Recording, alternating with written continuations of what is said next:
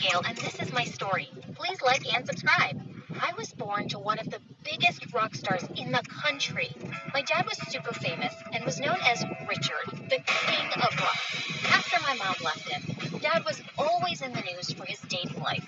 He literally had a new girlfriend every month. Growing up, Dad gave me everything, except his attention. He was too busy touring the world and breaking hearts while I was looked after by the household staff. Once in first grade, our school took us on a day trip to the beach, and I was having a great time making sandcastles when suddenly I started feeling really dizzy. You don't look so good either. Ew, just don't puke on me. I tried walking to the teacher, but before I could, I landed straight into a sandcastle and everything went black. I woke up to find myself in the hospital with Dad by my side, and I was diagnosed with diabetes. The next few days, I was just really happy to have Dad at home, fussing all over me. He was busy looking for a live-in nurse who'd make sure I took my meds properly while he was away. Too old, too grumpy. She looks lazy. Man, she's got a big nose. Oh, look, Abigail, she's cute. Let's call her. Her name was Bridget, and Dad hired her the minute she walked in, although I could tell that she was no good. After Dad left, she just spent the whole day watching TV or talking to her friends. Hey, lady, isn't it time for my medicine? Oh, sweetie, I don't know how to read the time. I'm dyslexic. Are you even a real nurse? Yeah, I did go to nursing school for like 2 months, but I dropped out. Sick people are gross. I just took care of my medicines myself because I couldn't trust her one bit, and I was going to get her fired soon. My 10th birthday was around the corner, and I decided not to have a party for my classmates because I wasn't really close to anyone. I knew they were just friends with me because I was rich. Dad promised me he'd come home and we'd celebrate, just the two of us, but he never came. Call him. He promised he'd be here. What am I, your maid? And he's not going to come now, so just eat something before you start feeling sick. Nuh-uh, you can't make me. I was beginning to feel dizzy, but I still refused to eat. Just then, a girl my age entered the room with a cupcake in her hand. Listen, you, this is my daughter Percy. She just came from the village today. She'll celebrate your birthday with you, okay? I honestly didn't want to, but then the girl suddenly shoved the cupcake in my mouth. Yummy, isn't it? There are more downstairs. Whoever reaches there first gets to lick the frosting. After that day, Percy and I became best friends, even though her mom sucked. I loved Percy and didn't want her to leave, so I never got Bridget fired. But when we were close to graduating high school, Percy dropped a bomb on me. She was going to Oxford University. That's frickin' expensive. And without you, I'll fade into Bolivia. You mean oblivion? And I saved money from all my summer jobs. Plus, I got a student loan. Can you imagine? I'll be the first in my family to go to Oxford. It's like a dream come true. Oh, what if I come to Oxford too? Come on, you can't tell the difference between Bolivia and oblivion. It's not like you can clear the SATs. They're super hard. But I did clear them. Actually, I barely cleared them after working my butt off for a month. The day my Oxford acceptance letter arrived, I felt like my heart stopped for a second. Yes! When I looked at Percy, I could see she looked really surprised. How? Is this a fake letter or a real one? Did your dad make a donation or something? How is this even possible? Percy, it wasn't that hard. Come on, let's go shopping! I was so pumped for London, but there was only one thing. My fear of flying. I'd never been on an airplane before, but I so wanted to do this. When we boarded the plane, Percy and I had seats in different aisles. That wasn't good. I knew I was going to panic. I got a seat in the middle of an old man and some young guy. When the plane started moving, I felt like I was having a heart attack. Oh God, save me please. I think I'm drowning. Yep, my heart's sinking. I just want to get off this plane. Just then, the young guy next to me took my hand and he gave me a dimpled smile. Hey, calm down. You'll be okay. Just look at me and take deep breaths. We're not drowning. We're flying. By the way, I'm Ryan. I'm Abigail. Okay, so the moment of truth, we've taken off. I used to be frightened of flying too when I was a kid, but my aunt would distract me until the plane took off. Always worked like a charm. Your aunt sounds amazing. She sure is. Now, if you don't mind, you can loosen your grip on my hand. Oh, I'm so sorry. I didn't even realize. It's okay. As long as it worked for you. Gorgeous. Throughout the flight, Ryan and I talked. He told me about how his aunt had raised him after his parents had passed away, and it was her dream to see him succeed in life. When we landed at the airport, I told Percy everything, and she asked me why I didn't get his number. Oh, bummer. When I entered the class on my first day at college and took a seat, the girl next to me gasped, OMG, I know who you are. Hi, I'm Sophia. And oh God, can you get me access to your dad's wedding? What is it, his third or fourth? My Insta followers will go wild if I post pictures from the wedding. Sixth, and I'll see what I can do. Just then, Percy came and sat next to me, and Sophia made a constipated face. The class is about to start. Just mop quickly and go. Excuse me? Mop? I'm in this class just like you. Really? And out of all the clothes in the world, you decided to wear these gray overalls? The same as the janitor's uniform? Epic! Okay, this girl was a jerk. I grabbed Percy's hand and we both sat far away from her. Percy was fuming and I told her she looked wonderful. Just then, I saw a familiar face enter the class. It was Ryan. Hello, class. I'm Ryan, and I'll be teaching you archaeology. Let's start off with the attendance. OMG? Ryan? My professor? Apparently, he was some kind of child genius and had graduated at a very young age. But when I tried to talk to him after class, he just walked away. Later, I told Percy who he was, but she didn't believe me. Oh, really? Then why didn't he say hi? I don't know. Maybe he had anemia or something. Amnesia, not anemia. It happened in every class. He always acted like I didn't exist. And after a while, I gave up trying to talk to him.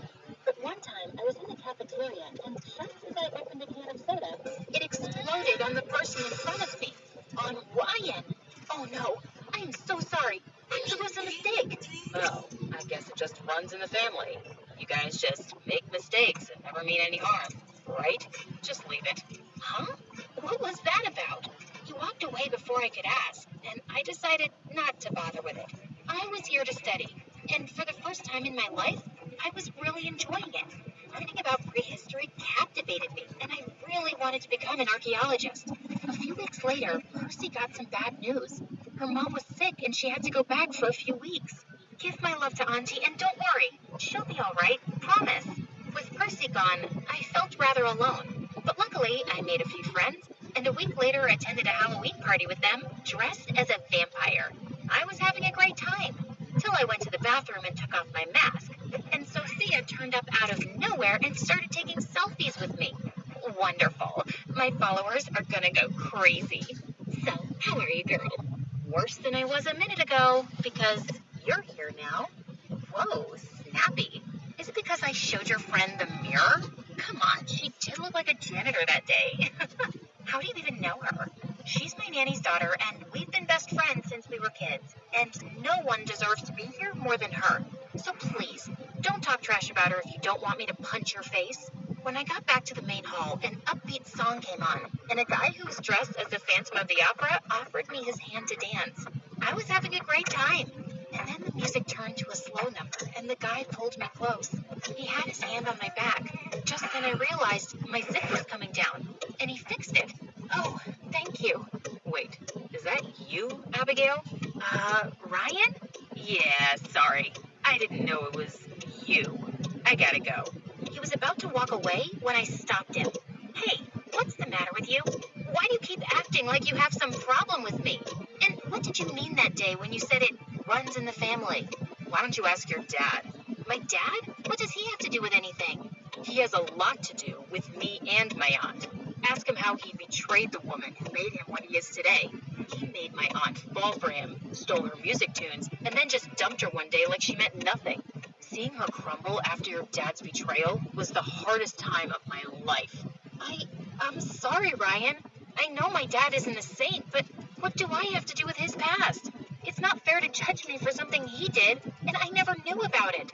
Trust me, he wasn't really around for me much either. And I don't deserve your hate. Saying that, I just left the dance floor as quickly as I could. The next day in class, I was ecstatic to see Percy was back, but she looked really worried because Ryan had given her an F for low attendance. Abigail, you gotta help me. You say you know him, right? Ask him to give me an A or maybe a B, please. What? Percy, this isn't some lame high school. I can't just go to a teacher and ask him to change my friend's grades. Wow, you should have changed, Abigail. I saw your selfies with that witch, Sophia, and now you're refusing to help me out? Don't act like you got into Oxford on your own. I'm 100% sure your dad had something to do with getting you in. What the heck? Before I could even reply, Percy just stormed off and stopped talking to me. A week later, we had to submit an assignment for extra credits, and when the results came in, I had aced it. I was so happy. But now, I had to be Ryan's assistant for a month. One afternoon, I was sitting in the library filing papers for Ryan when I realized someone was next to me. I was startled and ended up spilling the coffee mug next to me. Ouch! This is the second time you spilled something on me. Sorry, you kind of sneaked up on me. As Ryan wiped the coffee off his clothes, I just looked at his face, thinking about the first time we'd met. What are you smiling for? I was just thinking about how you would make the perfect boyfriend. The older your girlfriend gets, the more interested you'd be in her, because you're a historian. Finally, I saw the slightest smile in that gorgeous dimple. Abigail, about the other night, I'm sorry. I know it wasn't your fault. Without finishing his sentence, Ryan took my hand and just looked into my eyes. He was leaning in, like he was about to kiss me. But right then, there was a sound near the window, and Ryan jolted up to check it, and the moment was gone. The next day when I entered my class, all eyes were on me. Whoa, if it isn't the teacher's pet. No wonder you're soaring so high these days. What do you mean? You don't follow me? You should. I now have a blue tick on my account thanks to you. Look what I received anonymously. It was a video of Ryan and me sitting really close in the library. I was furious. Don't be so happy about that blue tick. I snatched the witch's phone and smashed it on the floor and walked off. But Percy caught up with me. Oh, so this is how you get extra credits? Some of us actually worked really hard to be here, but people like you will do just about anything to get ahead, like flirting with the teacher. And when I ask you to put in a good word for me, you refused. Are you crazy? I really am studying hard, Percy. I know you liked him, but this is disgusting. I had my suspicions, but Seeing you two in the library that day, I understood everything. wait, so you made this video? Couldn't you at least ask me what the truth was? I'm your best friend. Yeah? Is that why you've been going around telling people like Sophia that I'm your maid's daughter? Some French you are. That's not what I said. I didn't mean it that way. And yes, I do like Ryan, but I would never use him to get ahead. I can't believe that's what you think of me. I'm done. With you, with Ryan, this Oxford dream, all of it. I ran off, and right outside, Ryan was waiting to talk to me, but I needed to be alone. So I ran out of the college toward the forest park. Ryan caught up with me, and just as I tried to push him away, we both fell with a thud, and then everything went dark. When I woke up, I found myself in Ryan's arms. Oh, thank God you're all right. Am I? I don't feel all right. Where are we? We fell into a pit, and there's no signals here. It's been hours, and I've been screaming for so long, but no one's come. I felt my head spinning and knew my blood sugar was low. Ryan hugged me to keep warm. What were you saying that day at the library? Tell me. I was gonna say how much What? I like you. I like you too. A lot. Saying that, I turned to kiss him, and it was so perfect. Abigail, we have to get out of here. I know you can do it. You need your meds, and we can't wait. Finally, with Ryan's support, I was able to climb out of the pit. As we were trying to make our way out of the forest, I saw all these people with flashlights in their hands and crashed into one of them. It was Percy. And then I blacked out again. When I woke up again, I was in the hospital and Ryan was sitting next to me. Hey, gorgeous.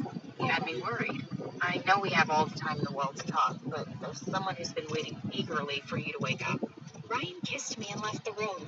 And just then, Percy entered with tears in her eyes and begged for forgiveness. Percy, you've been my friend for as long as I can remember. I want to forgive you, but I'll need some time. Take as much time as you need.